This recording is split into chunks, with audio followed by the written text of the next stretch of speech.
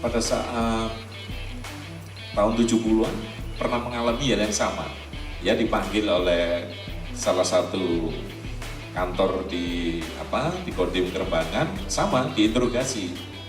Anda ini tidak percaya Tuhan, Anda ini ateis begitu. Padahal saudara sekalian, sebenarnya mengenai kepercayaan itu sangat mengagungkan Tuhan yang Maha Esa, Tuhan yang Maha Kuasa.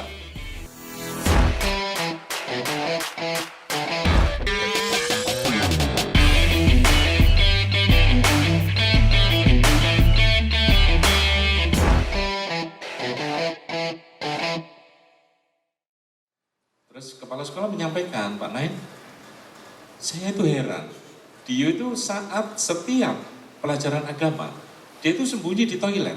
Kenapa ya Pak Nain? Nah, terus saya mengatakan, oh ya Pak Kepala Sekolah, dia itu adalah penganut Sakodharmo. Oh begitu ya. Nah, terus gimana? Dia setiap hari ya sujud secara Sakodharma.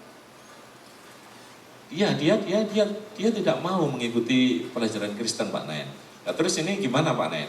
Nah, saya sampaikan kepada kepala sekolah, Pak, saya mohon izin, dia saya titipkan mengikuti pelajaran Kristen karena memang hal ini yang saya pahami, kalau yang lain saya tidak memahami. Kebetulan saya dulu SD, SMP juga Katolik, saya begitu, dan SMA pun Kristen. Akhirnya saya memilih ini. Ya udah, terima kasih katanya, nggak apa-apa katanya gitu.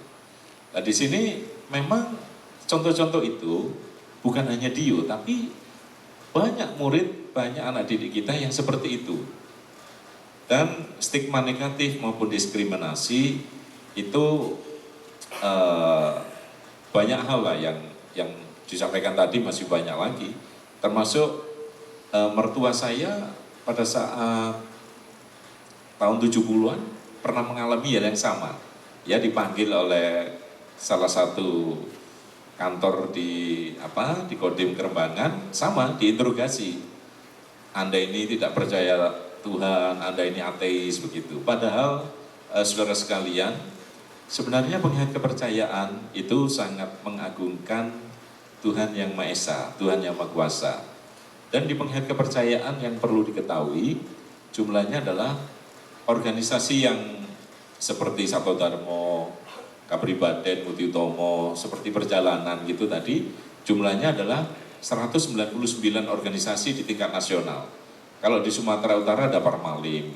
Tapi yang seperti Marapu itu hampir ada 1050 adat ya.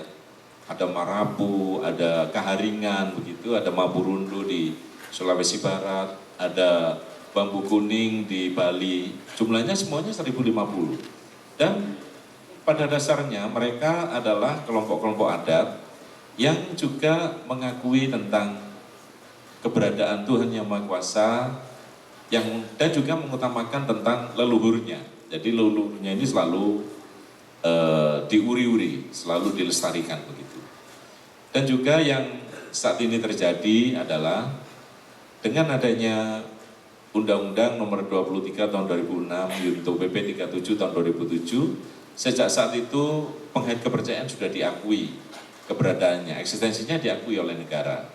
Dan akhirnya sejak tahun itu KTP dalam agama, dalam KTP kita masih kosong, agama terus kosong gitu.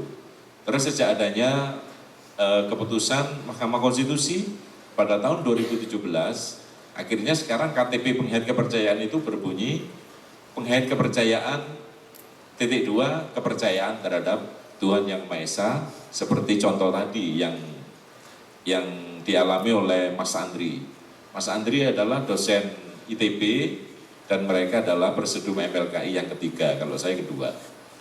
Dan juga perlu diketahui bahwa memang stigma dan diskriminasi itu meskipun undang-undang sampai hari ini kita sudah diakomodir, tetap saja masih berjalan di beberapa tempat yang ada di wilayah seluruh Indonesia. Rata-rata itu diskriminasi itu alasannya yang dilakukan oleh negara itu rata-rata para pejabatnya itu selalu mengatakan, oh penghayat kepercayaan itu apa sih? Gitu. Ketika ganti pejabat itu selalu begitu. Pejabat baru selalu bertanya, penghayat kepercayaan itu apa sih? Dan mereka selalu ya mempersulit kartu identitas KTP. Ini terjadi di Lampung baru-baru saja. Itu KTP-nya agama dicoret gitu aja, nggak bunyi penghayat kepercayaan. Dan ada juga di Brebes begitu. Terus diskriminasi yang selanjutnya adalah tentang pemakaman.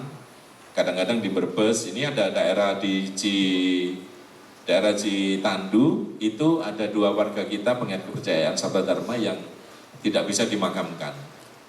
Akhirnya sama keluarga dimakamkan di halaman rumah. Itu terjadi di Brebes dan Indramayu. Lalu selanjutnya tentang diskriminasi yang terjadi di samping KTP, pendidikan. Pendidikan ini masih ada daerah-daerah kabupaten kota yang masih mempersulit anak didik penghayat kepercayaan tidak bisa belajar penghayat kepercayaan meskipun Permendikbud nomor 27 tahun 2017 itu sudah mengakomodir anak didik penghayat, bahkan sudah ada guru penghayat kepercayaan. Dan juga buku-buku ajar tadi yang disampaikan oleh Mas Andri mulai kelas 1 SD sampai kelas 12, sampai kelas 3 SMA itu sekarang buku ajarnya sudah ada. Nah ini ada daerah-daerah sekolah-sekolah yang masih belum bisa menerima anak didik penghayat kepercayaan. Lalu diskriminasi selanjutnya adalah masih adanya sumpah janji pegawai negeri yang masih belum juga bisa dilaksanakan secara penghayat kepercayaan. Tapi kalau untuk Jawa Timur, saya bersyukur di Jawa Timur rata-rata para pejabatnya, pejabat administrasinya itu sudah mulai welcome terhadap penghayat kepercayaan dan mereka memahami apa itu penghayat kepercayaan. Karena kita selalu melakukan sosialisasi kepada mereka. Oh, kurang 5 menit ya.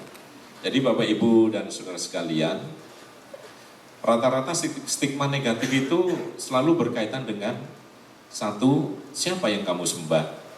Lalu yang kedua, apa caramu menyembah?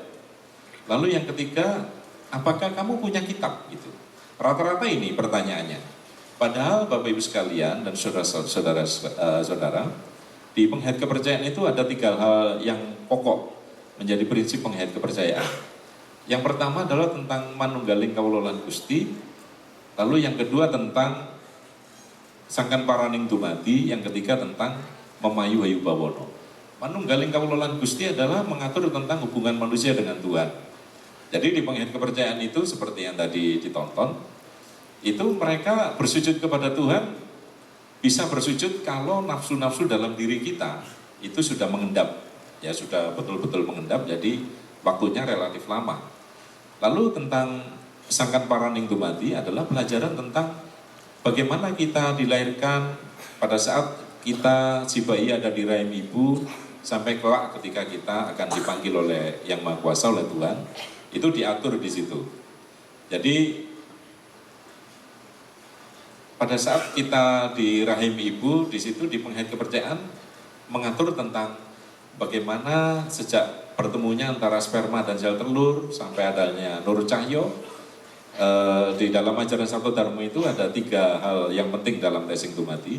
Nur rasa itu Bapak, nur buat Ibu, nur cahyo itu adalah cahaya Tuhan. Jadi di dalam diri manusia itu adalah nur.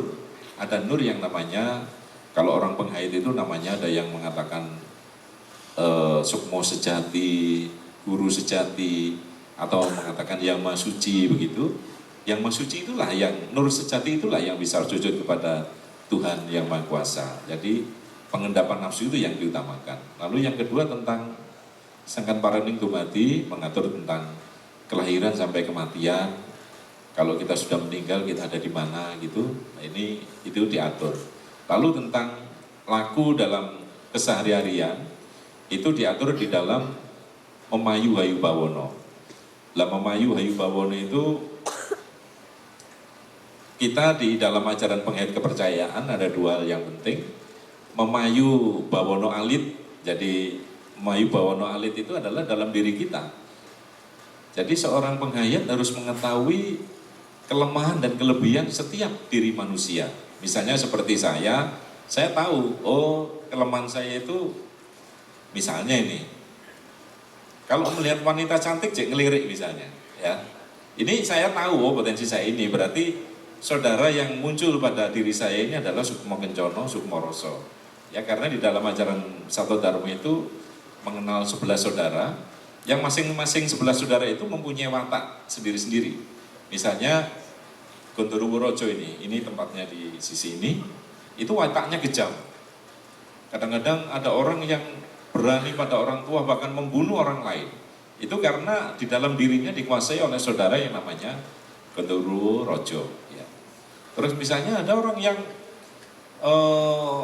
rakus gitu ya, misalnya seorang yang korupsi misalnya, sudah punya pabrik, sudah punya mobil 90, punya hotel gitu, masih saja ingin kaya tetapi dengan cara yang tidak baik, merugikan uang negara misalnya. Lah itu sedulur namanya Mayangkoro. Ini wujudnya di puser, ini kera.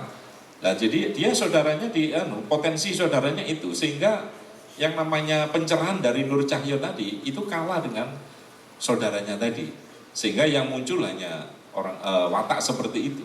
Jadi setiap orang di dalam ajaran penghayat mempunyai karakter yang berbeda sesuai dengan potensi saudara yang ada, sedulur yang ada di dalam dirinya.